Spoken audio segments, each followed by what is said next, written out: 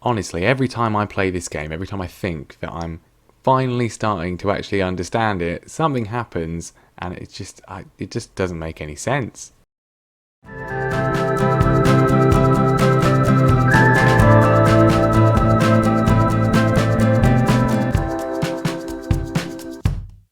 Hello everyone and welcome back to more Norwich City. Bouncing back here, it's January 2025 here in our 5th season of the save, and well, it's just been the whole game, this whole save specifically, but the whole game generally, just so weird, since last time, things have been very, very interesting indeed. Obviously, last time out, after entering this sort of dodgy patch following 2 defeats in an episode, we then had last episode where we somehow managed to lose at home to Dynamo Kiev. We then, of course, did beat West Brom, but we only did it with a final second goal after they themselves equalised in the penultimate highlight right before the end of the game. But we did manage to get 3 points there, but it wasn't a particularly convincing win, was it? It wasn't particularly good, and we entered a difficult start to December, some very tricky games, and they went about as well as you would expect. First up was Man City. It was a 1-0 defeat. This was actually the first defeat we have had to Manchester City at Carrow Road in the save. We have previously beaten them in every single one of those games, as well as a draw at the Etihad, so disappointing. We then got absolutely destroyed 4-0 by Liverpool. Erling Haaland scored 2 goals. I'm not honestly sure what Nick Pope was attempting to do for any of them, but it wasn't goalkeeping. Let's just watch the first one. Overall, it was just Liverpool are really good, but what is that? What's he trying to do there? Not a clue. Didn't get much better than that. It was a shocking performance in every single way. Actually, in terms of XG and chances, we did quite well. Didn't really see any of them, but then Liverpool are really good, but we really were not. We then played Barcelona in the decisive, crucial Champions League game. We needed a win to qualify for the next round, so obviously we lost 2-0. Not a particularly glowing performance either. However, we were quite lucky because Roma could only manage to draw with Dynamo Kiev, so somehow we managed to squeak through in second place, which is good, and our reward for that one is, well, Real Madrid. So in many ways I would rather have finished in third, but we made it through. At least we get a bit more money than that. So obviously the 3 results were not particularly good performances, I decided we were playing Chelsea next, a team who we've literally never beaten before, a team we've only taken 1 point against in the entire save, and that kind of felt like a defeat given that they equalised in the final second of the game. So I thought, you know what, let's just go for it. Let's just switch, fully commit to the other system, the 4-2-3-1 that we've been trialling on occasion.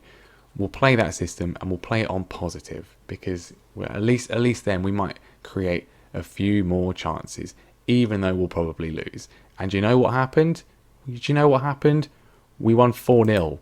We beat them 4-0. Chelsea, a team we have never come close to beating, we beat them 4-0. I say we never come close. There was obviously that game where they equalised in the final minute, but nothing like this. We were fantastic. They did nothing. They didn't have a single highlight in the entire game. We were absolutely outstanding. 4 goals, Dele Alli from a penalty, and then 3 goals, all from an identical free kick routine. 2 from Mepham, 1 from Tarkowski.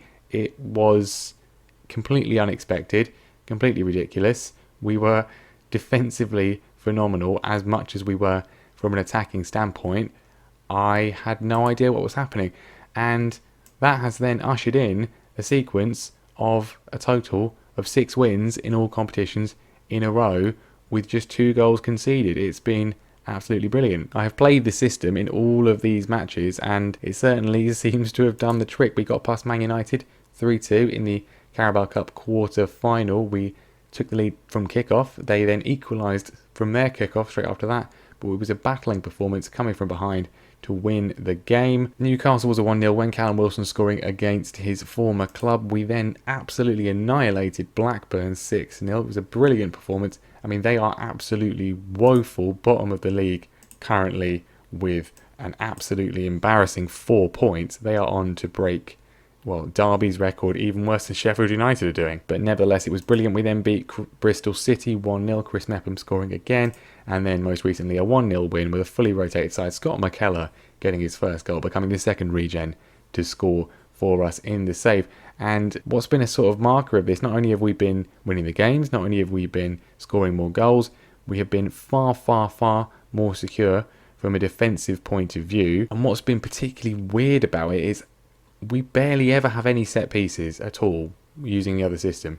We have had so many goals from set pieces. All of these goals were from set pieces, if you include the penalty. Not so much in this one. I think Callum Wilson's goal was from a set piece, I'm pretty sure. Quite a lot of the goals in this one were from set pieces, certainly Calvin Phillips and James Tarkowski, and then a set piece goal here and a set piece goal here. I'm not really sure what to make of it, but I do like it. And also, it certainly seems we are far better at scoring at home with the system, but still, all the away games were nevertheless wins, albeit only one goal. So yeah, I really don't know what to make of it, but this is the table. We are up to 5th, back to our more sort of familiar position, 5 points off 4th place in Manchester City. I don't think we're going to get in the Champions League, but if we continue this form, maybe we will do. And well, we've got 2 big tests today because we're going to be playing Chelsea again, because we're playing them in the Carabao Cup semi-final. Having made that far, I thought we'd at least acknowledge it with the first leg. If they destroy us, we won't bother with the second, and we probably won't bother with it anyway. But we also have Southampton in the league again, because for me, they're kind of the benchmark, really. We beat them 4-0 at the start of the season, gave me huge cause for optimism, which has kind of faded as the months went on. If we can beat them today, though, then, I'm hoping for a good end of the season. Now, one of the biggest markers of our recent form has been the defensive brilliance and also goal-scoring prowess of Chris Mepham and James Tarkowski. They've been fantastic, so naturally I brought in a new centre-back to compete with them. I was really, during our sort of dodgy form, Pope and Tarkowski were kind of the main players in my sort of line of sight to upgrade, and I think we still, if you look at the star ratings and things like that, we still absolutely can and should, at any opportunity that we have to do that. But you can see both of their ratings considerably more improved. But we have brought a centre back in, and that centre back is Ethan Ampadu. I thought this was too good a deal to turn down. Very highly rated, is probably better than all of our centre backs, other than probably Chris Mepham, sort of on a par with him. His only real weakness is his heading, which we'll see if we can improve. But the marking's good, tackling's good, passing's good as well. Everything else is pretty decent. He's obviously very versatile, can play in midfield if we need him to, and we're potentially going to use him in that. We need to get rid of someone to register him. I did consider getting rid of Christoph Zimmerman. We did accept a loan bid for him, but I've now cancelled that because I remembered that Finlay Robertson is actually using up a spot in the squad. Very decent player, and just one we never really use. So actually Ampadu can kind of do his job in the squad as well. And I want to keep Zimmerman just purely because he's the captain. He's so good at getting everyone to shut up. We've just rejected a 60 million bid for Jamal Lewis from Manchester United. He wanted to go, and Christoph just sorts him out. So I don't want to lose him from the squad anytime soon. But Ampadu is probably going to be playing a bit more in the side. My logic really with signing him is not only is he good, but although he is predominantly right-footed, his left foot is better than Tarkowski and Mepham. So my plan, quite simply, will compare him to Chris Mepham, if we can find him. There he is. My plan is to basically play these two together, move Mepham over to the right-hand side, play Ampadu on the left, because he's got a fairly strong left foot, whereas Mepham's only got a reasonable left foot. Hopefully that can sort of help the balance out of the defence even more. Also, they are both Welsh, and they do both play together for the Welsh national side, so that'll be good. They can speak to each other in English and Welsh. If they want to speak in Welsh, maybe that will confuse the opposition, because there's not many, unless we're playing Gareth Bale, they're not going to know. So it's certainly been an interesting time, and really I don't really understand how this works, because it's just the same. It's exactly the same as this system. We've just pushed the Mazzala into an attacking midfield role and the deep line playmaker into a central midfield role. That's it. Well, I suppose the only other change is we've got the passing is back on standard rather than shorter, which we've been using with the other system. But otherwise, there's no difference. There's no change to any of the instructions and to most of the roles. I can understand why it's more attacking, for sure, but why does having two players further up the pitch seemingly make it more defensively secure? Who knows? And indeed, maybe that will not be the case in the game today, because Chelsea away is the biggest test for it, what we could possibly have. I've kept it the same for all of them. Positive, and this system haven't changed it at all at any stage of the game. I mean, we could change the mentality back to balance, we could go more defensive, we could just literally switch the system back if we want to try and defend, but I've kind of just kept this one, and it seems to have worked. But today is going to be a very, very big test. We will see what we can do about that. Ampadu can't play today because he's cup tied, but he will be available for the next game should we choose to use him. Max Aarons is also going to be injured for the next month or so, which is a little bit unfortunate, but there we go. Also, Marcus Edwards getting closer to full fitness, 2 weeks until we can start using him again. But anyway, the team for this one, the Carabao Cup semi-final, is going to be Nick Pope in goal. Lewis, Mepham, Tarkowski and Hickey is the defence. Cook and Phillips in central midfield. Dele Alli now further forwards. Madison on the left. Buendia on the right. And then not Adam Eder up front, as much as I would love him to play. He's not in particularly great form, so Callum Wilson will be starting. Right, first highlight seems to be going our way. Jamal Lewis with a throw, which has not really found anyone for us, but we're there to pick the ball up. I mean, the defensive line is still a standard line. It's not any further forwards or further back, as Callum Wilson has an opportunity and Callum Wilson scores. But it seems, and we'll see how well it goes for the rest of the game, but not only are we creating more chances, but just defensively, we are intercepting so many more passes than we were before. We're winning so many more headers than we were before. And it just seems so much more solid. I just don't understand how you can move the players forward and yet they're better at defending. We'll see if it lasts though. We obviously are going full strength here. Chelsea seem to have rotated a bit, but that's a lovely ball at the top to Tammy Abraham. And it was a great opportunity, but it's a good save from Nick Pope to tip it round for a corner.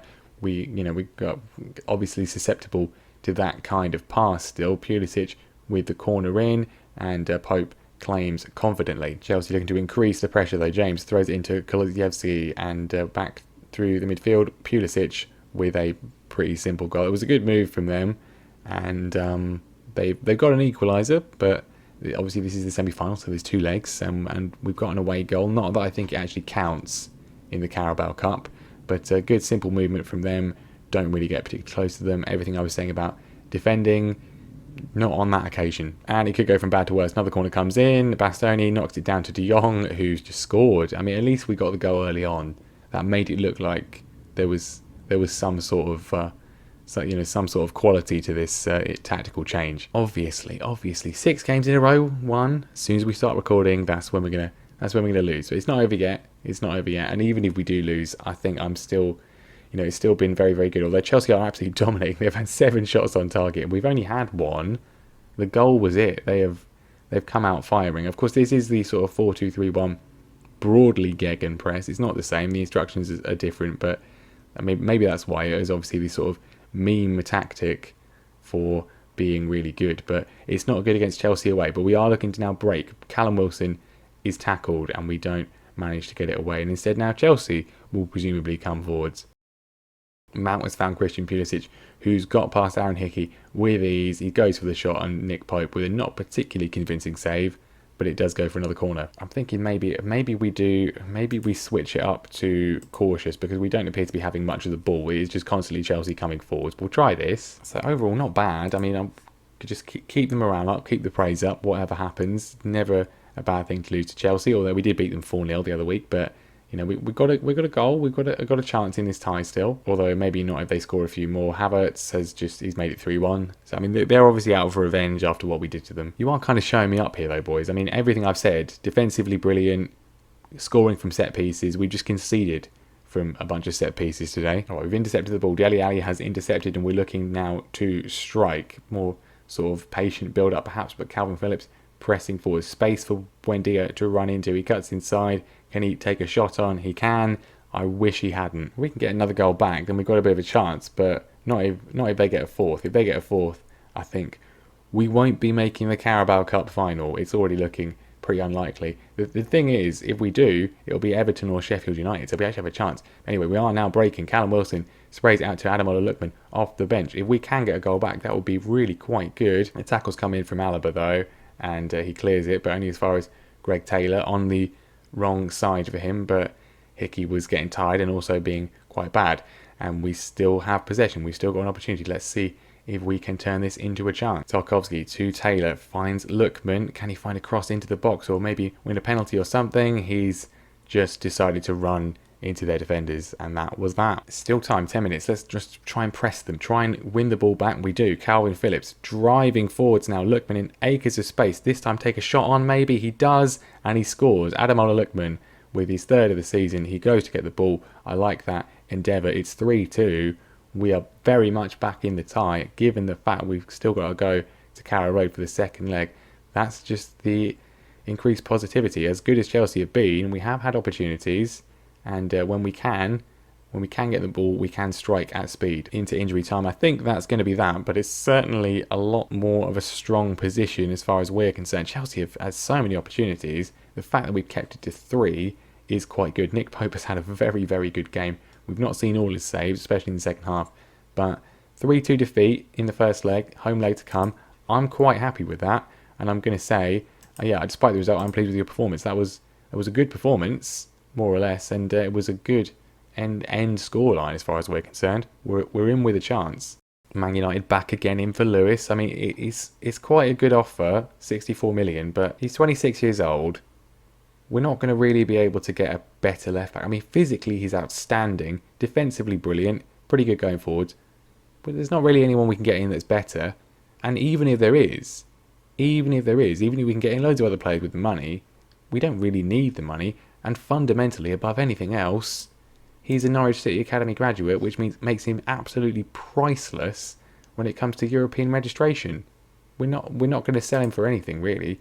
If we can persuade him to stay, which we already have through Zimmerman, why would I get rid of him? Okay then, Southampton. Team for this one is going to be more or less the same. I'm going to bring in Louis Coyle ahead of Aaron Hickey, who didn't do particularly well against Chelsea. We'll give him the game for this one. And then Ethan Ampadu comes onto the bench. He's not going to start straight away because Mepham and Tarkowski are playing really well together. So we don't want to disrupt that yet. Although I'm hoping that Ampadu and Mepham will be better. We'll stick with this for now. Otherwise, the rest of the team is exactly the same. James Maddison need to see a little bit more of an improvement from him. His recent form, his overall form this season hasn't been great, although his recent form is improved. And the amount of set pieces we have scored recently has increased his assist level to 5, which is better than the pretty much 0 it was before. But I still want him to score more direct free kicks. We still haven't had many direct free kicks. Want to see more of them. Right, Southampton, it's not really ever been a time that we've managed to do to beat them home and away. We destroyed them at St Mary's on the opening day of the season. If Brendan Rodgers is anticipating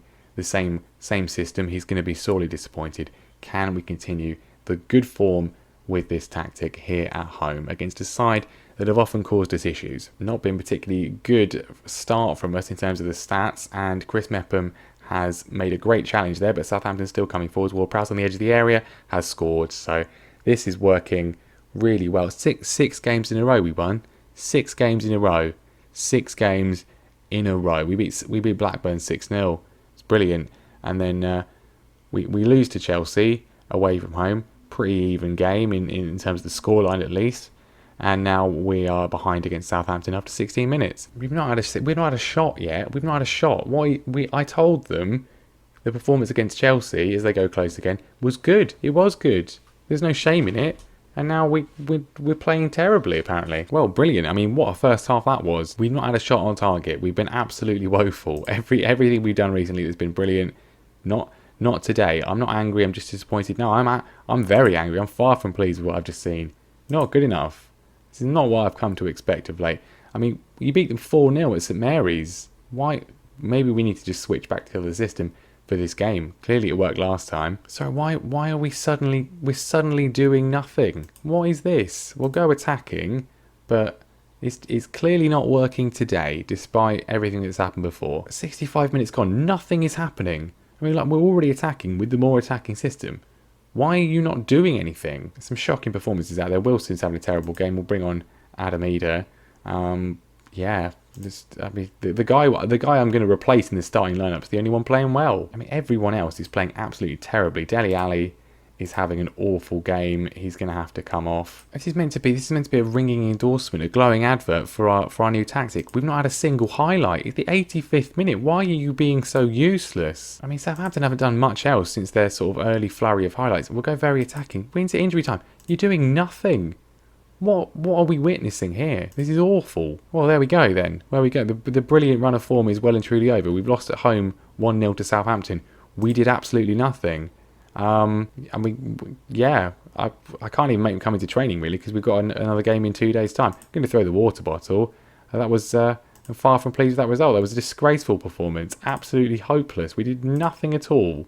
And all my hope, once again, has died as soon as I've hit record. I don't even know why I bother. So there we go. That was pathetic. That was embarrassing. And yeah, we've won one match in an episode since the first one of the season. One. Not great, really, is it? Not great at all. I mean, we did actually have chances. Our XG wasn't too far off them, but we just didn't see anything. That was my problem. We didn't have any highlights. Not good at all. Not good at all. But anyway, there we go. 2 defeats for you once again. We do have some wonderful luck. I mean, look at that, flawless, and then either side of it just hopeless. Hopefully, the more improved performances can continue. I mean, maybe what we need to do is just sort of go back to my original plan of switching between the two, depending on the opposition that we're facing. I don't know, but then I would have definitely played the more conservative one in these 2 games, and we won these really well. So. Who knows? Like I said at the start of the episode, I don't understand this game at all. It makes no sense. But that is going to be where we end things off today. Another truly wonderful experience for us all. And we'll be back next time for, well, maybe the second leg against Chelsea, but probably not. I think more likely we will come back for what can only go well, I assume. The first leg against Real Madrid in the Champions League first knockout round. If we win that, then, well, that would be pretty ridiculous. You never know though, because every game this season has not gone how I've expected it. But that's going to be where we leave things off today. Thank you very much for watching. Make sure you leave a like. If you enjoyed it, make sure you subscribe as well so you don't miss the continuing incompetence that is this channel. And I'll see you next time.